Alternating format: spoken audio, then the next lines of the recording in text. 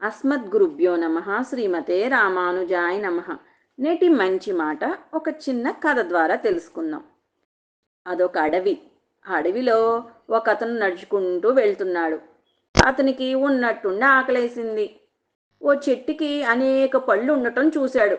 అంతే, అమాంతం ఆ చెట్టు ఎక్కేసి కొన్ని పళ్ళు కోసుకొని తిన్నాడు. బాగా పండి సువాసనతో కూడిన మరికొన్ని పళ్ళు ఒక కొమ్మ చివర్లో ఉండటం చూశాడు. వాటిని కొయ్యటం కోసం ఓ కొమ్మ మీద ముందుకు కదిలాడు. అయితే అలా కదులుతున్నప్పుడు ఆ కొమ్మ అతని బరువు మొయ్యలేక కాస్త వంగి విరిగింది. అయితే ఈలోపు ప్రమాదం గమనించిన అతను మరొక కొమ్మను తెలివిగా పట్టుకున్నాడు, కిందకు పడిపోకుండా. అలా పట్టుకున్న తీరునే అతను కిందకు వంగి చూశాడు. అలా చూసేటప్పటికి నేల చాలా కిందకి కనిపించింది. దాంతో అప్పటికే భయంతో ఉన్న అతనిలో మరింత భయం పెరిగింది.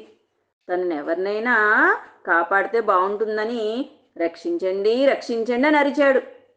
ఇంతలో అటువైపు వచ్చిన ఒక పెద్దాయన ఈ కుర్రాన్ని చూశాడు. అతని మీద ఒక చిన్న రాయి విసిరాడు. అది తొగిలి నొప్పి పెట్టడంతో రాయి విసిరిన పెద్దాయనపై కోపం వచ్చింది. ఓ పెద్దాయనా, సాయం చేయమంటే రాయితో కొడతావా అని కోపంగా అరుస్తాడు. పెద్దాయన జవాబేమి చెప్పకుండా మరొక చిన్న రాయి తీసి అతని పైన విసురుతాడు. దాంతో ఆ కుర్రాడికి మరింత కోపం. అతి కష్టం మీద ప్రయత్నించి పైనున్న కొమ్మని పట్టుకుంటాడు. కిందకొచ్చానంటే నీ పని పడతా అంటాడు ఆ కుర్రాడు పెద్దాయనతో.